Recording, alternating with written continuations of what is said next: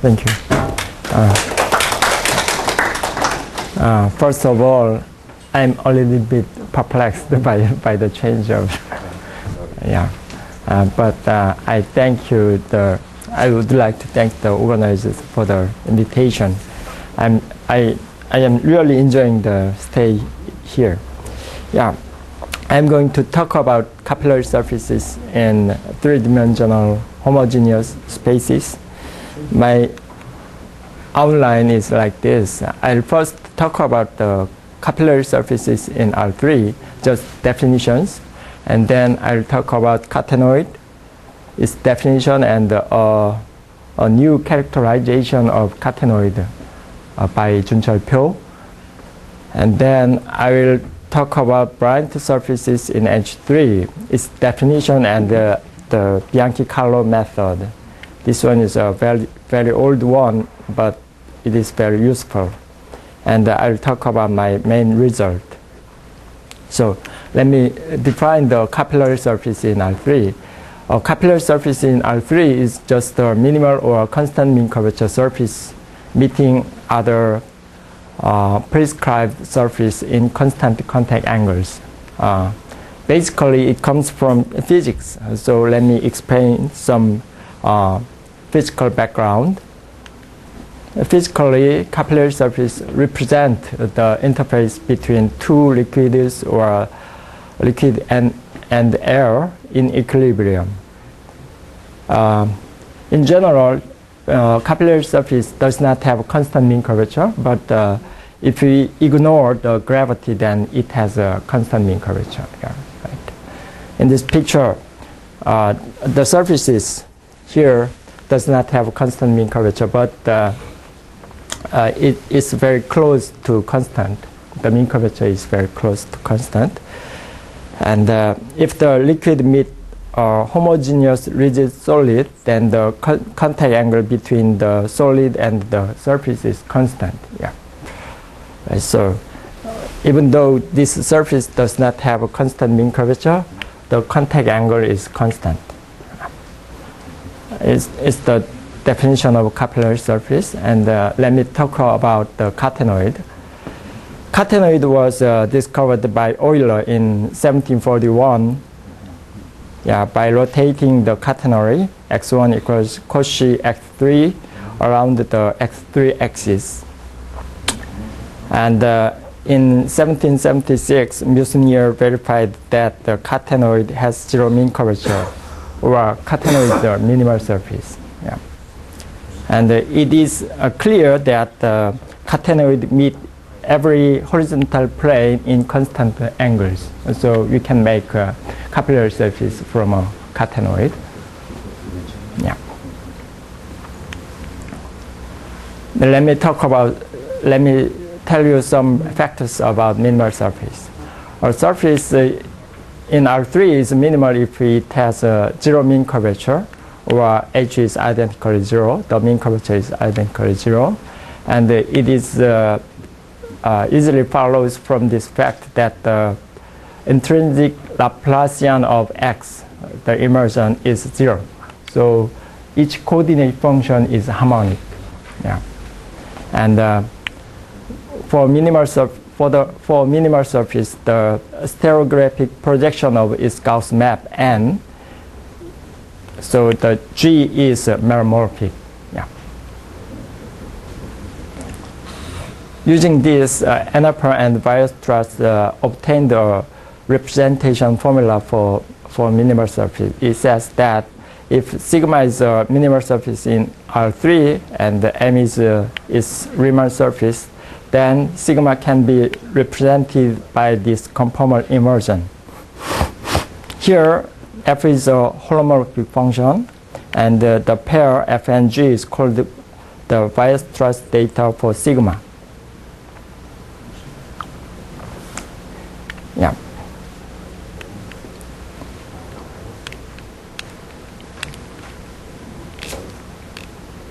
Yeah. Now let me tell you Pugh's characterization of catenoid. He proved that if a compact immersed minimal annulus sigma meet two planes in constant contact angles, then sigma is part of a catenoid. So pi 1, this plane pi 1 and pi 2 are parallel, and the contact angles theta 1 and theta 2 are also constants. If sigma is embedded, then the result follows easily from the Alexandrov reflection argument. It's just a simple application of Alexandrov reflection argument. The main thing is that we are assuming that the minimal surface is immersed. So he gave a very beautiful proof, but I'm going to give another proof. I just finished this proof 4 days ago. Yep. This is new. Let me explain the proof. Let X be the immersion of sigma, and here A is an annulus because I was assuming sigma is an annulus. Then the normal, unit normal vector is given by this formula, and the contact angle condition on the boundary implies that the third component of n is constant on the boundaries. Yeah.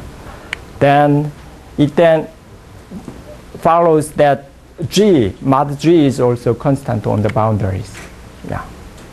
Because this one is constant, so then mod G should be constant. And because G is meromorphic, and it is easy to see that G does not attain infinity on A, so log G is just a linear function of log R. Then G is given by this. G is C1 times G to the N. Here C1 is a constant. Yeah. So I have a Gauss map. And X3 is,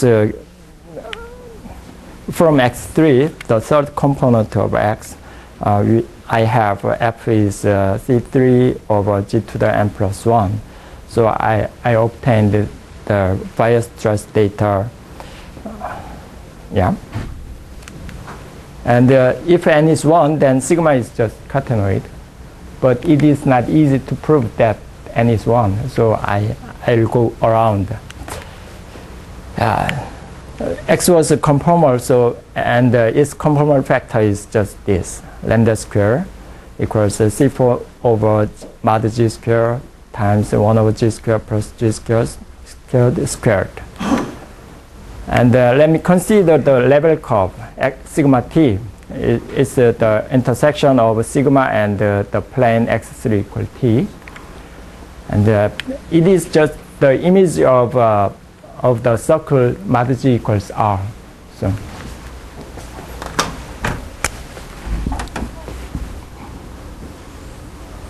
this is A, and I have a minimal surface sigma,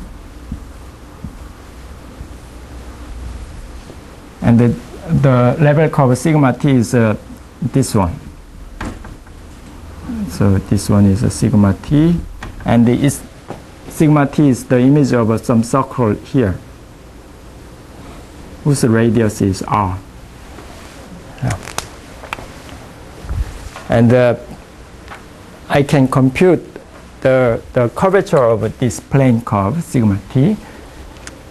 And it is very well known that curvature is given by this formula.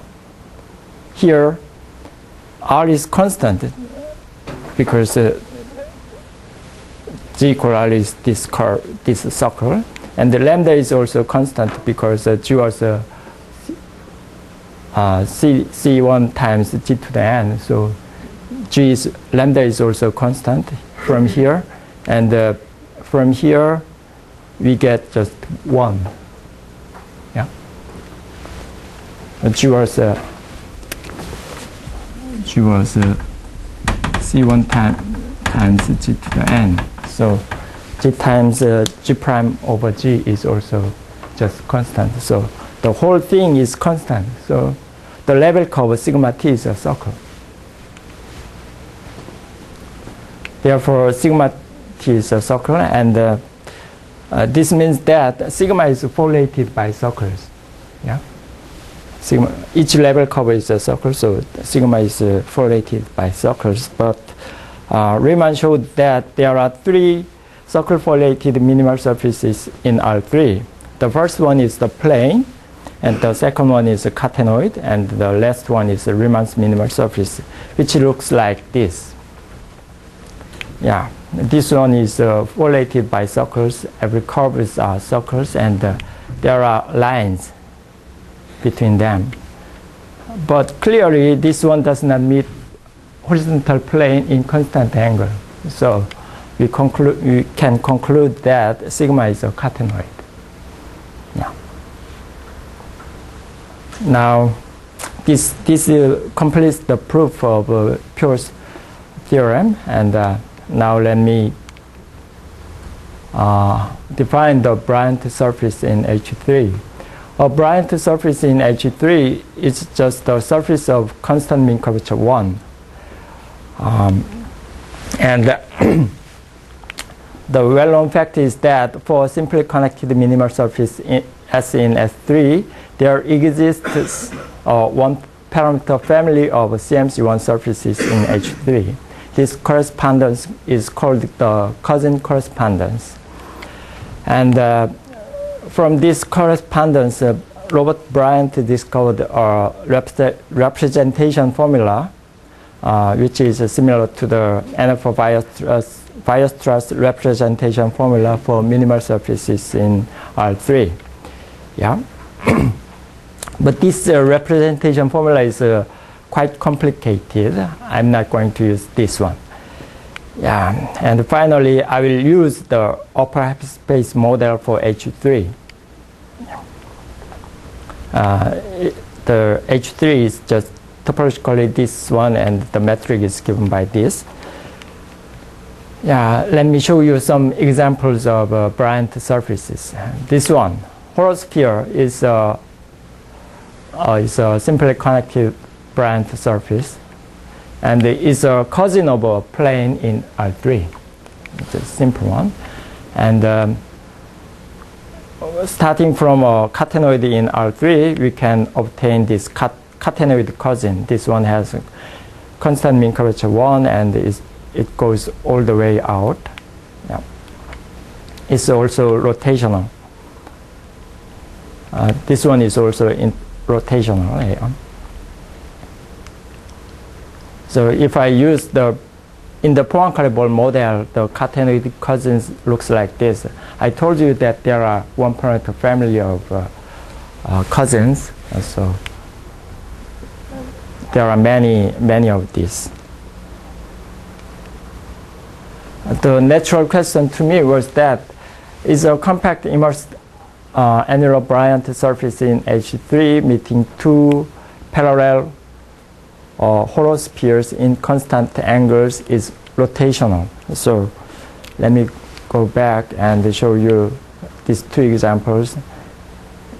With a horizontal holosphere, this holosphere with in constant angle with each horizontal holospheres, and this one also with each horizontal holospheres in constant angle. So the question was quite natural.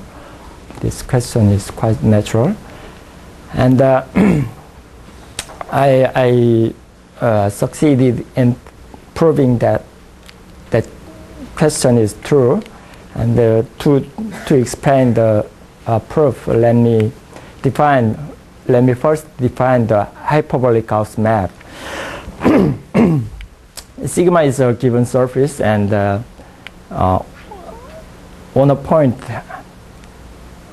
a point on the surface, xg, the hyperbolic Gauss map relates a point on the ideal boundary, which is the endpoint of the oriented geodesic. Yeah. The other way of seeing this hyperbolic Gauss map is to consider a holosphere tangent to the point, and then its is a boundary point on the ideal boundary, then this one is the same one as defined by the geodesic. Yeah.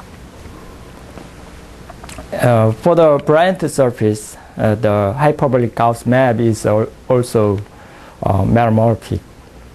And for holosphere, the hyperbolic Gauss map is just G, and for the catenoid cousin, F is G squared.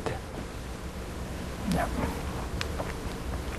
So my theorem is this: if sigma is a compact immersed annular Bryant surface meeting two parallel holospheres in constant contact angles, and if the hyperbolic Gauss map of sigma does not attain infinity, then sigma is rotational. Yeah. Therefore, sigma is either a part of a holosphere or part of a catenoid cousin. To prove this, I need the Bianchi-Calo method. It's another way of representing a Bryant surface. Let F be a holomorphic map defined in a region omega in C.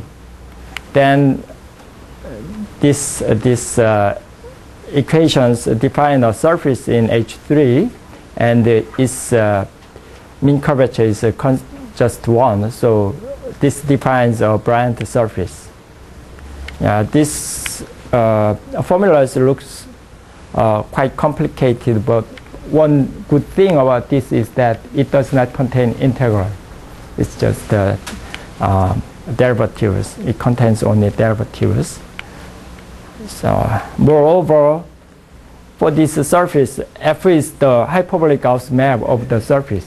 So I started from a holomorphic map, and I made a surface, a Bryant surface, and I know what's the Gauss map of this surface. Now let me prove my theorem. Yeah. As before, X is the immersion and A is the annulus. Then X3 is constant along each component of boundary A, and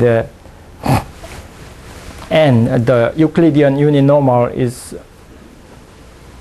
for let N be the Euclidean uninormal, then N3 is also a constant. Yeah. And N3 is given by this formula. From this one and this one, I can conclude that mod F prime squared over 1 plus G squared is constant on the boundary. So, but F prime, mod F prime is, then it follows that mod F prime is also constant on the boundary, because the boundaries are circles. Yeah. And F prime is meromorphic, so log F prime is just a linear function of log R, and I can conclude that F prime is just C1 times G to the N. Yeah. And I can compute X3, and I can show that X3 is constant on the circles. This one, CR.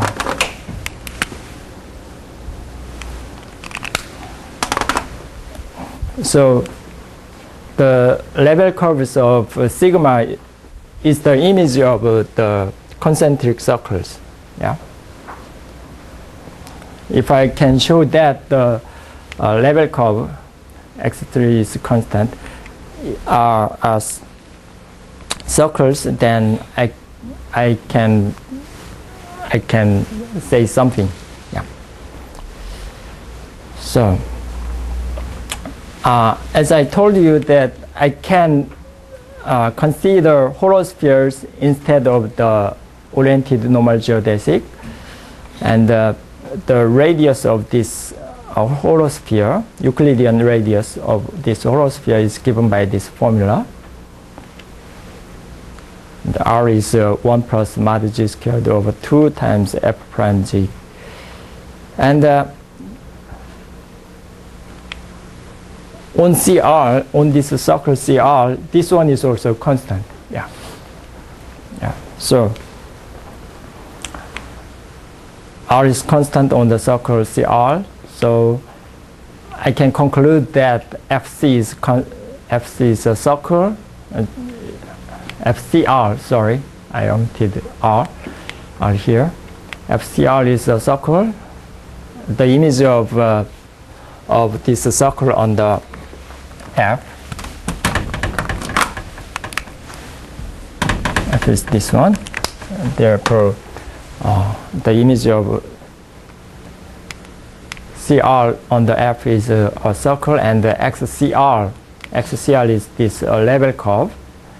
This level curve should be a circle because this radius is constant on CR. So I can conclude that sigma is rotational. Yeah, they are all circles and centered at the x3 axis. So they are rotational. Sigma is rotational. Yeah, that's all I want to say. Yeah. There is three references. The last one is Pure's paper, and the other ones are about Bianchi-Calo method. This paper appeared in 2002, and maybe 2005, I'm not sure. And this one is a short version of the paper on the archive. So this one is better than this one. Yeah. Thank you for your attention.